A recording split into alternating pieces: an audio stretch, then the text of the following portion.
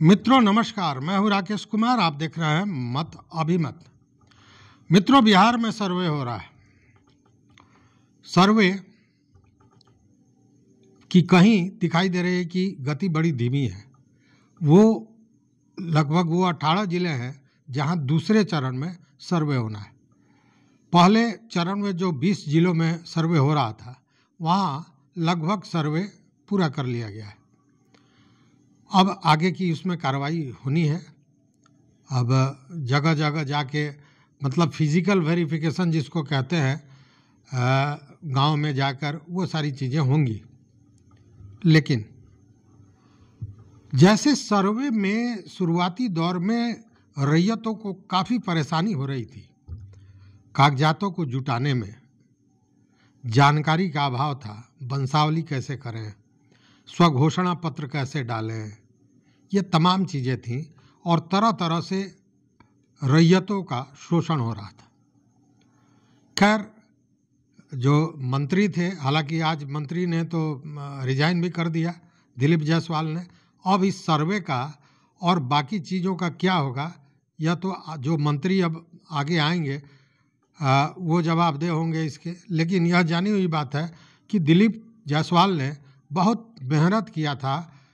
बिहार में जो ज़मीनी विवाद है, जो ज़मीनी मामला है, जो सर्वे 125 सालों से नहीं हुआ था, इसको पूरा करने के लिए लगातार लगे रहे। कई बार नियम बदले, कई बार कानून बदले, चीज़ों को आसान बनाने की कोशिश की ताकि लोगों को परेशानियां कम हो। तो निश्चित रूप से दिलीप जायसवाल जो मंत्री राजस्व एवं भूमि सुधार थे, उन्होंने बड़ी कड़ी मेहनत की थी। भ्रष्टाचारियों पर भी लगाम लगाने का प्रयास किया, कई लोगों को सजाएं दी, कितने लोगों का वेतन रुका, ये सारी चीज़ें आप जानते हैं, ये फिर दोहराने वाली बात नहीं है। लेकिन अब आगे कौन मंत्री होता है, किस तरह का मंत्री होता है, मंत्री भी कई कई किस्म के हैं, आप जानते हैं। कुछ मंत्री हैं जहां काम कम, दाम की व्यवस्था ज़्यादा खोजी जाती है। बहुत सा विभाग है, आप देख लीजिए, विभागों को देख लीजिएगा, आपको समझ में आ जाएगा। उसी तरह कुछ मंत्री ऐसे हैं जहां दाम भी है और काम भी है। कुछ मंत्री ऐसे भी हैं, हालांकि बहुत कम है, लेकिन ऐसे हैं जहां केवल काम है। और दिलीप जायसवाल उन्हीं मंत्रियों में थे जहां केवल काम था। लेकिन 2 पद पर थे, भाजपा के प्रदेश अध्यक्ष भी थे और मंत्री भी थे। जो नियमावली है उसके तहत एक व्यक्ति 2 पदों पर नहीं रह सकता है।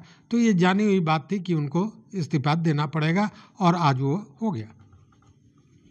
लेकिन भले ही दिलीप जायसवाल ने कितनी भी मेहनत की हो, लेकिन परेशानियां पूरे बिहार में हर जिले में है और वो परेशानी बढ़ गई है। ये शादी विवाह का जो मौसम आया है उसमें और भी, क्योंकि बहुत से लोग शादी ब्याह अपने बेटियों का, अपने बेटे का, अपने परिजनों का तय कर दिए। अब बेटियों की शादी में तो पैसा चाहिए, और जिसके पास, और जो धन पशु नहीं है, जिसके पास पैसे की कमी है लेकिन भूधारी है, तो उसके लिए तो सबसे बड़ी संपत्ति जमीन होती है। और बहुत से हजारों नहीं लाखों ऐसे खाता खेसरा है जिसको बैन किया गया है। अब जमीन तो है, लेकिन जमीन बेचा नहीं जा सकता है। बेटी के शादी का दिन उतर गया है, लेकिन रैयत करे तो क्या करे, कहाँ से पैसा लाएगा? जमीन तो बिक नहीं रही है। खरीदार भी तैयार है, लेकिन बेच नहीं सकते हैं, इसलिए कि उस पर बैन लगा हुआ है। उस जमीन के डिमांड को लॉक कर दिया गया है। अब उस स्थिति में परेशानियां बहुत हैं। केवल बेटी की शादी क्यों, बहुत से बच्चे जिनको जाना है बाहर पढ़ने, एक मुश्त मोटी रकम चाहिए, किसी के घर में भारी बीमारी हो गया, ये सारे लोग परेशान हैं। मतलब सर्वे में जितने परेशान थे वो परेशानी अब भी बरकरार है, रूप जरा बदल गया। सर्वे में उस संपत्ति को बचाने के लिए परेशान थे, चूँकि कागजात इकट्ठा करना था और तभी उस ज़मीन पर अपना दावा कर पाते जो उनकी ज़मीन थी। मतलब मैं जीवित हूँ, इसके लिए मुझे सर्टिफिकेट देना होगा। और अब मैं मरना चाहता हूँ, मतलब मैं ज़मीन बेचना चाहता हूँ, लेकिन मैं बेच नहीं सकता। यही स्थिति बनी हुई है। अब आपको याद होगा, इसमें घालमेल बहुत बड़ा है। एक तो जो त्रुटियां हैं उसके चलते ज़मीन को लॉक कर दिया गया। और पिछले दिनों हमने पूरा एक वीडियो बनाकर आपको दिया था और उसमें बताया था कि भूमि जमाबंदी का जो खेला हुआ है उसमें ये जो घालमेल हुआ था उसकी भी देन है कि बहुत से ज़मीन को लॉक कर दिया गया है। चूँकि 17-18 में जब डिजिटल किया जा रहा था दस्तावेज़ों को, तो बहुत से ऐसे दस्तावेज़ थे जो जमाबंदियाँ थी जिनको डिजिटल नहीं किया जा सका और बाद में उसमें हेरा फेरी की गई और उसको ऑनलाइन नहीं किया गया, लेकिन जो रजिस्टर 2 है, जो जमाबंदी रजिस्टर है, उस पर चढ़ गया। अब उसमें कई तरह की गलतियाँ, कहीं नाम का गलती, कहीं खाता खेसरा का गलती, कहीं रकबा कम या ज़्यादा, ये सारी चीज़ें थी। और इसको लेकर एक नहीं, हजारों नहीं, लाखों की संख्या में ऐसे मामले थे जिसको सुधारने के लिए बाज़ाब्ता राजस्व एवं भूमि सुधार विभाग लगा हुआ था। हालांकि ये काम हो रहा था।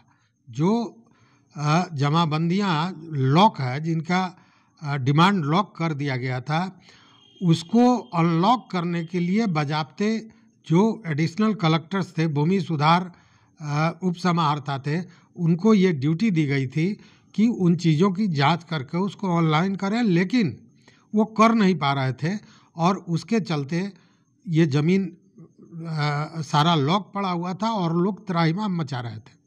इसको लेकर राजस्व एवं भूमि सुधार विभाग ने एक समय निकाला और कहा कि हर हाल में 15 मार्च तक इन सारे चीज़ों को ठीक कर देना है। इसको लेकर तो ये जो अधिकार भूमि सुधार उप समाहर्ता को जो था, ये अधिकार दे दिया गया सीओ को, अंचलाधिकारी को। चूँकि जो समीक्षा बैठक मंत्री ने की थी, तो उसमें भूमि सुधार उप समाहर्ताओं का कहना था कि जो संबंधित दस्तावेज है वो अंचलों से उन्हें मिलता ही नहीं है, इसीलिए ये कार्य बहुत धीमा चल रहा है। तो हुआ कि भाई अंचल से ही काम जब होना है तो अंचलाधिकारी को दिया जाए, और ये सारी चीज़ें अंचलाधिकारी को दिया गया है। इसको लेकर जो कहा गया कि शिविर लगाकर इन चीज़ों को ठीक किया जाए, बाज़ाब्ता जमाबंदी के सुधार के लिए बाज़ाब्ते एक मॉड्यूल तैयार किया गया कि इसके आधार पर होना है, समय भी निर्धारित कर दिया गया। लेकिन उसके बाद से हुआ यह है कि अंचलाधिकारियों क्या, या यूँ कहें कि अंचल कार्यालयों में लोगों की दौड़ शुरू हो गई है। परिमार्जन प्लस पे लगातार लोग अपना आवेदन दे रहे हैं। आवेदन इसलिए कि सुधार हो जाए तो अनलॉक हो जाए ज़मीन, अनलॉक हो जाए तो वो अपनी बिटिया के हाथ में मेहंदी लगवा सके, मतलब उसकी शादी कर सके। तो ये सारी समस्याएं अभी जारी है, चल रही हैं।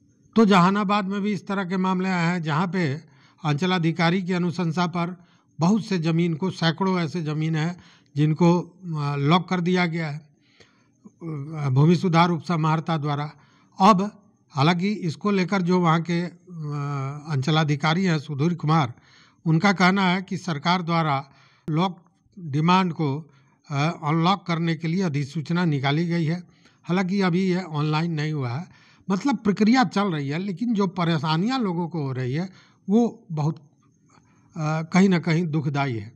अब देखने वाली बात है कि मंत्री महोदय तो चले गए, अब ये मामले जो था फिर कहीं ठंडे बस्ते में न पड़ जाए, और अगर ठंडे बस्ते में पड़ जाएगा तो रैयतों की जो परेशानी है वो एक बार फिर पहाड़ के रूप में रैयतों के सामने आ जाएगा। तो इस वीडियो में बस इतना ही मित्रों। देखते रहिए मत अभिमत। चैनल पर नए हो तो सब्सक्राइब कीजिए, लाइक कीजिए, दोस्तों के साथ शेयर कीजिए। मित्रों, इसको सब्सक्राइब करने में आपका कोई भी खर्च नहीं होता है, कोई पैसा नहीं लगता है। हाँ, इतना ज़रूर है कि इससे हमें ताकत मिलती है। जो चीज़ें आपके दुख दर्द की बातें हैं, जो आपकी बातें हैं, वो सामने लाने का हौसला हमें मिलता है। तो देखते रहिए मत अभिमत, लेकिन इन सारे बिंदुओं पर अपना विचार जरूर दीजिए, क्योंकि आपका विचार हमारा मार्गदर्शक है। बहुत बहुत धन्यवाद, कोटिशाह आभार।